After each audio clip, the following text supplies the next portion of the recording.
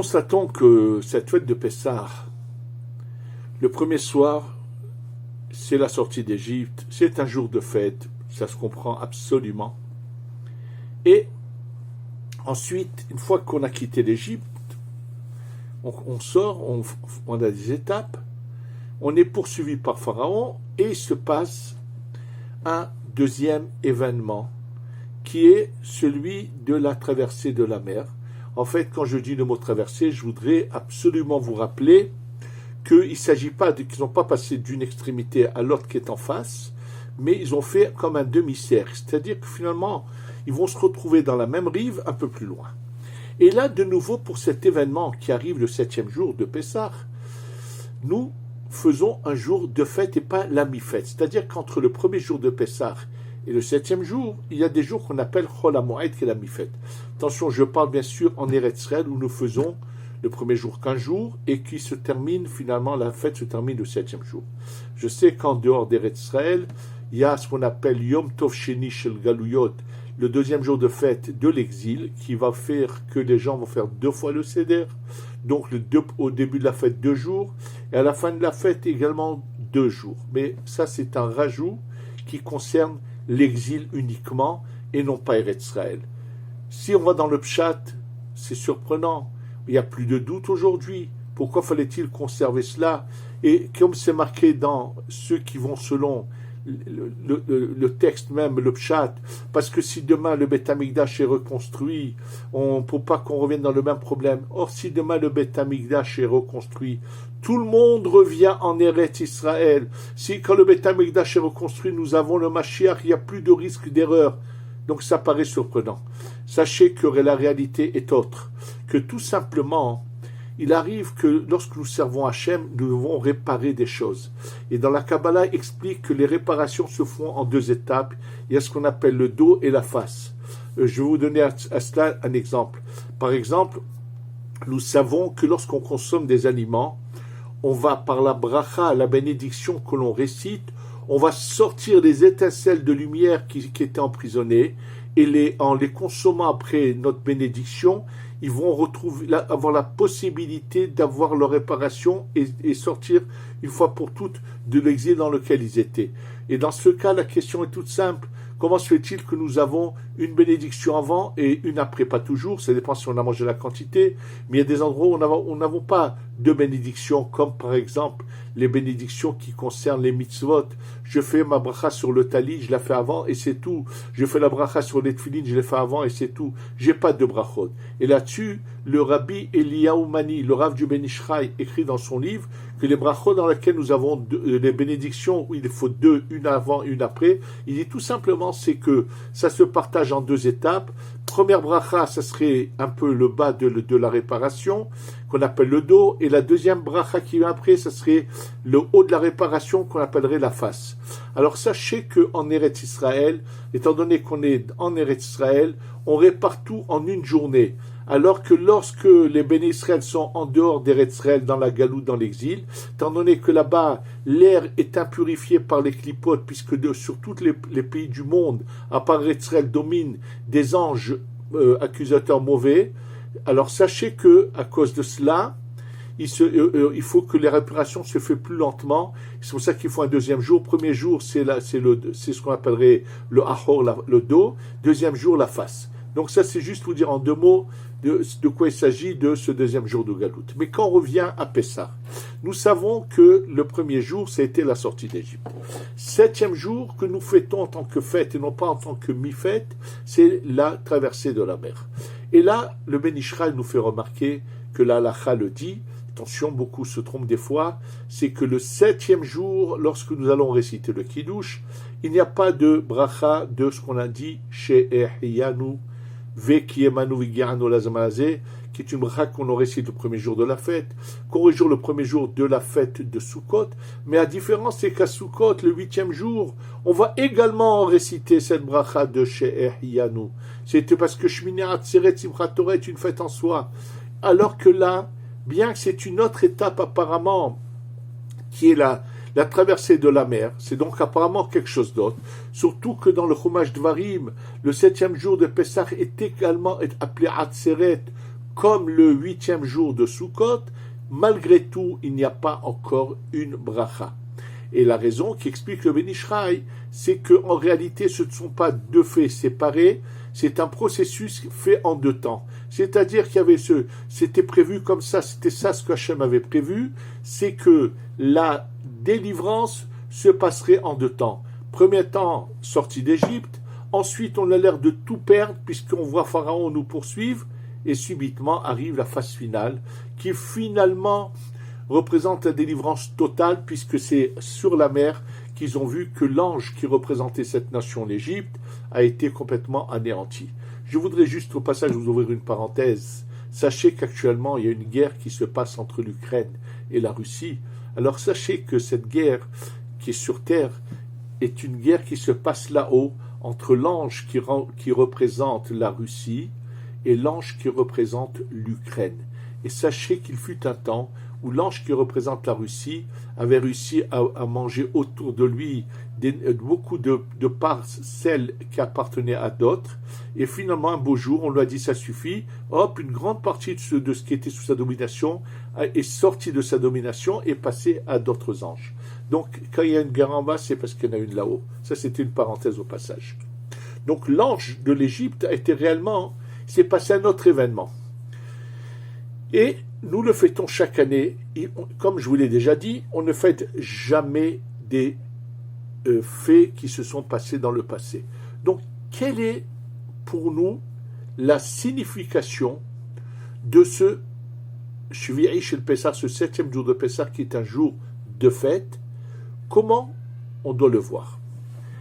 Et surtout, il y a en fait un problème. Je vous avais expliqué dans un des cours que le premier soir de Pessah, c'est la naissance du peuple d'Israël.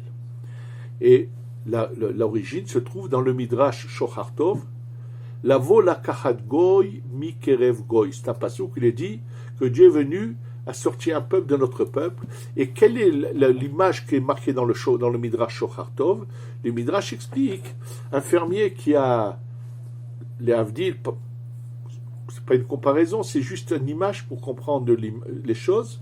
Il a une vache qui a un veau, et comme il voit que la vache elle n'est pas bien, il faut absolument sortir le veau qui est à l'intérieur. Alors avant, il ne faisait pas comme aujourd'hui, il prenait un grand gant, il rentre la main par derrière, ils arrivaient à tirer le veau et à le sortir même avant son moment. C'est un peu l'image qui est donnée dans le Midrash sur la sortie d'Égypte. On était comme dans le ventre de l'Égypte, mais un peuple en soi, et Hachem, il est venu, la kahat goy, mikerev goy, prendre un peuple de l'intérieur d'un autre peuple. Donc, c'est évident que le soir de Pessah, c'est notre naissance. Mais, il y a des textes dans le Zohar et dans le Harizal, qui seront, malheureusement, pas malheureusement, c'est comme ça, mais on ne peut pas les citer de manière explicite, il faut comprendre entre les lignes.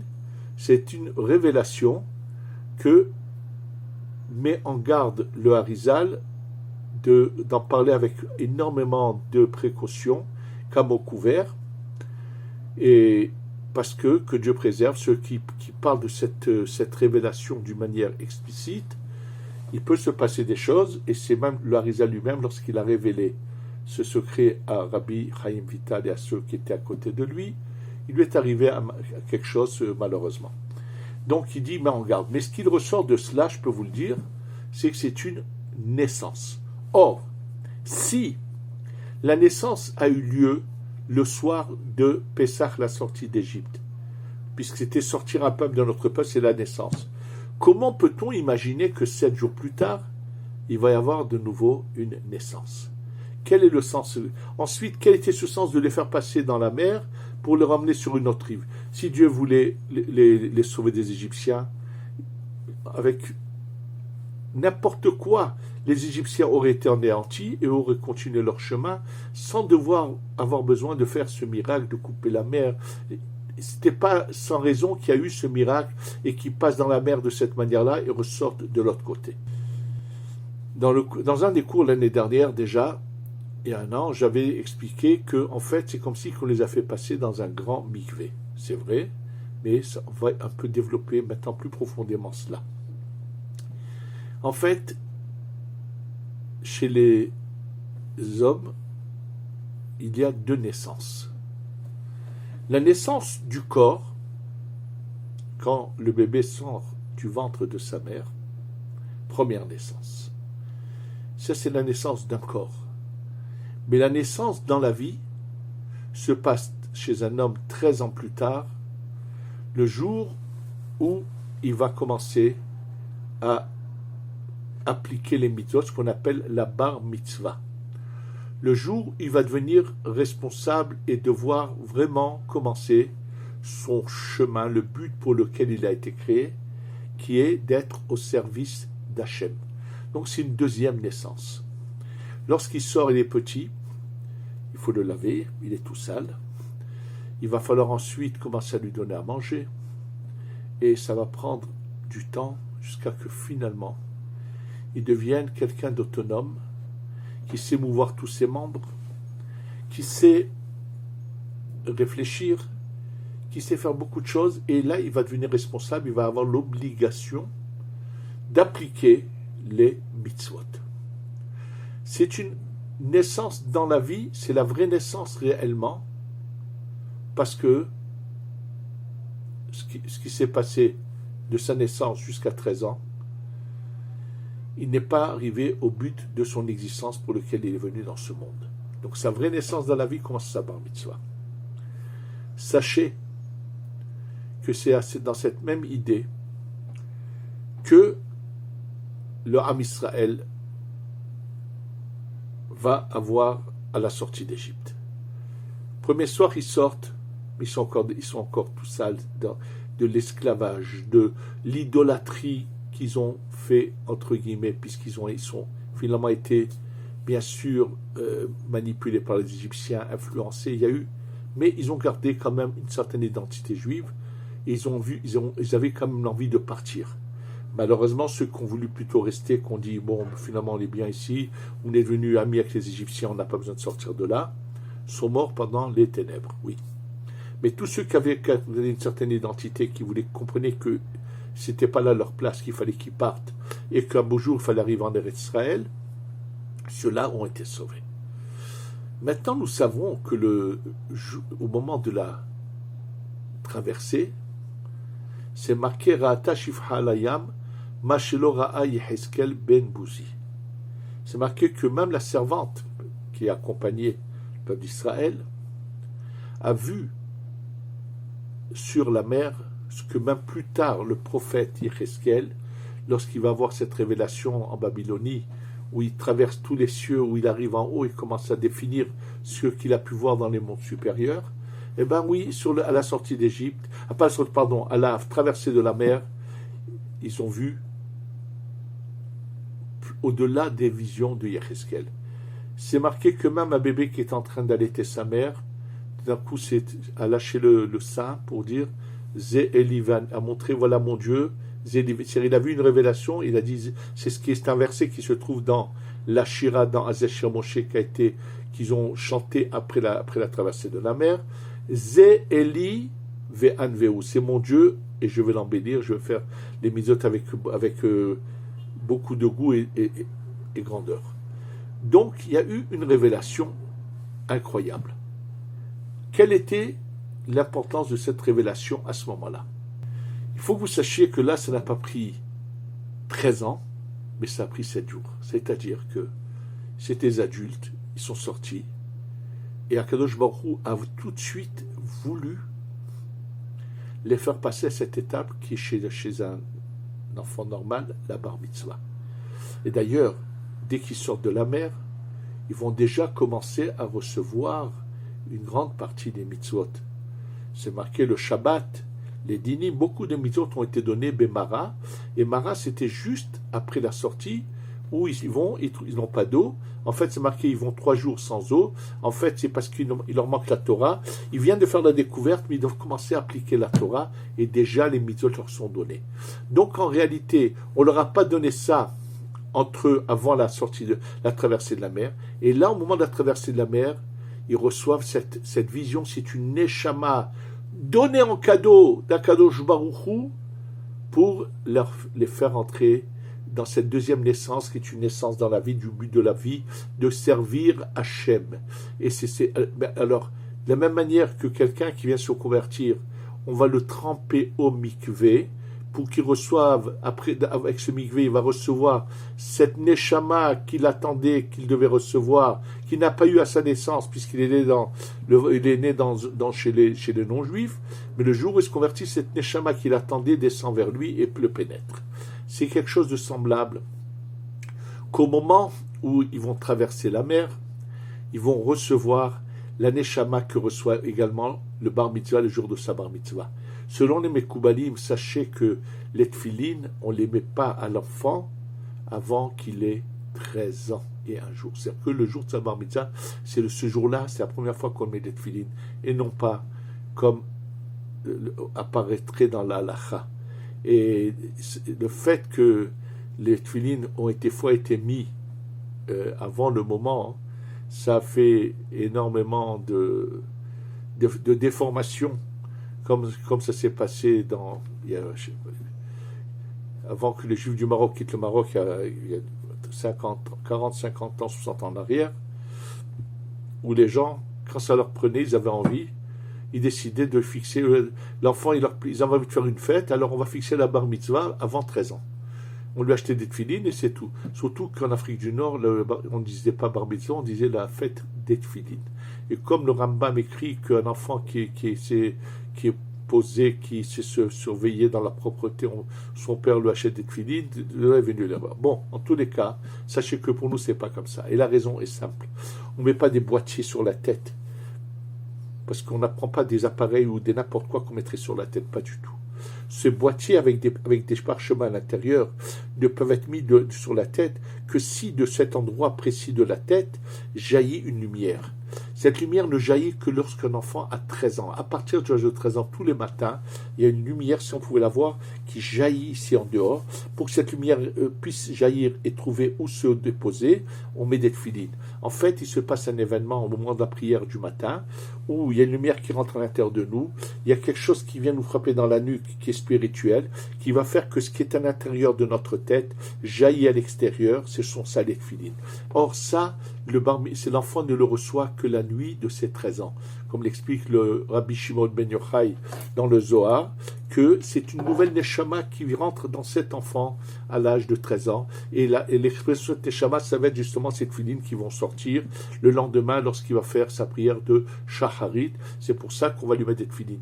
Donc les mettre avant 13 ans, c'est comme mettre des appareils sur une tête de quelqu'un, puisque si la lumière de la neshama ne sort pas, à quoi ça me sert de mettre des boîtiers avec des parchemins dessus sur une tête, ou si la lumière qui doit sortir ne sort pas. Donc je vous explique pourquoi.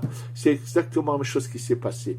Comme ils ont reçu au moment de la traversée de la mer, les bénis Israël ont reçu une neshama supplémentaire, une lumière qui va leur permettre à partir d'aujourd'hui d'appliquer les mitzvot, d'arriver au but de leur existence. C'est pour ça que quelque part, la traversée de la mer était une naissance, pour que ensuite, que se passe-t-il alors à Shavuot? À Shavuot, c'est le mariage avec Akadosh Baruch Hu.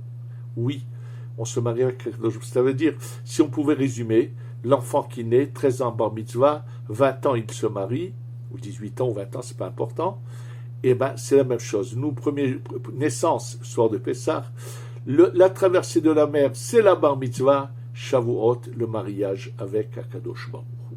Et là, on commence une vie nouvelle, une vie où on va arriver au but de la réparation de notre neshama dans cette vie, pour que finalement vienne la Géoula Shlema, la délivrance totale, et qu'on passe à notre travail à un niveau supérieur, que nous espérons voir au plus tôt, à tout moment, qui sera la Géoula Shlema, qui vienne avec le Mashiach, pour qu'on puisse passer à l'étape d'après, être au service d'Akadosh Baruch Hu au niveau encore plus haut, bien plus spirituel, que nous espérons voir à tout moment, chez ta voix Géoula, Bimera, Beyamenu, Amen, Ve Amen. Jerusalem.